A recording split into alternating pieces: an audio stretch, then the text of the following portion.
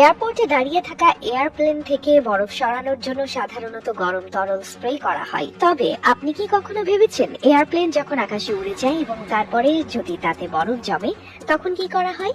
এই পরিস্থিতিতে এয়ারপ্লেনকে ভারী বরফ জমা থেকে রক্ষা করার জন্য বিভিন্ন আধুনিক প্রযুক্তি ব্যবহার করা হয়। আপনার কি কখনো মনে হয়েছে আকাশে উড়ন্ত অবস্থায় এয়ারপ্লেনের গায়ে যদি বরফ জমে তখন কি করা হয়? এই ভাবনা অনেকের মাথায় আসতে পারে, কারণ বরফ জমে গেলে শুধু এয়ারপ্লেনের গতি বা কার্যক্ষমতা কমে না, বরং যাত্রীদের জন্য এটি বড় ধরনের ঝুঁকি তৈরি করে।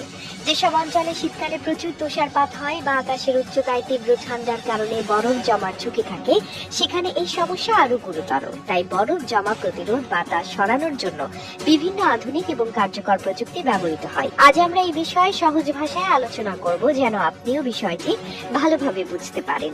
এখন যদি এয়ারপোর্টে দাঁড়িয়ে থাকা এয়ারপ্লেনের কথা বলি, তখন বরফ সরানোর জন্য গরম লিকুইড বা তরল স্প্রে করা হয়। এই গরম লিকুইড এয়ারপ্লেনের গায়ে জমে থাকা বরফ গলিয়ে দেয়। তবে আকাশে উড়ন্ত অবস্থায় কিভাবে এই কাজটি করা সম্ভব? আকাশে তো কোনো রকম লিকুইড নিয়ে যাওয়া যায় না, তাহলে সমাধান কি?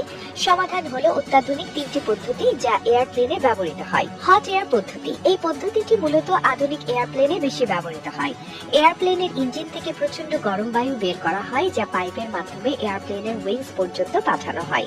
এই গরম বায়ুর তাপমাত্রা 200 ডিগ্রি সেলসিয়াস বা তারও বেশি হতে পারে।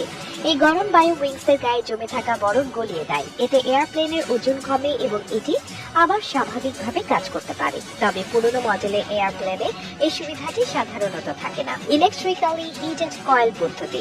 এই পদ্ধতিটি এয়ারপ্লেনের ছোট কিন্তু অত্যন্ত গুরুত্বপূর্ণ অংশগুলোর জন্য ব্যবহৃত হয়, যেমন প্রপেলার বা পাইলট টিউব। পাইলট টিউব হলো একটি ছোট কাঠামো যা এয়ারপ্লেনের গতি পরিমাপ করতে সাহায্য করে। এই টিউব বা প্রপেলারের চারপাশে ইলেকট্রিক্যালি হিটেড কয়েল লাগানো থাকে। এই কয়েলগুলো গরম হয়ে বরফ গলিয়ে দেয়। অ্যান্টি আইসিং লিকুইড পদ্ধতি। এই পদ্ধতিটি আরো সহজ এবং কার্যকর। এয়ারপ্লেনের গায়ে বিশেষ ধরনের লিকুইড স্প্রে করা হয় যা বরফ জমতে দেয় না। এই লিকুইডে থাকে অ্যান্টি আইসিং উপাদান এবং গ্লাইকল, যা লিকুইডকে ঘন করে তোলে। এই ঘন লিকুইড এয়ারপ্লেনের গায়ে লেগে থাকে এবং বরফ জমার আগেই তা প্রতিরোধ করে।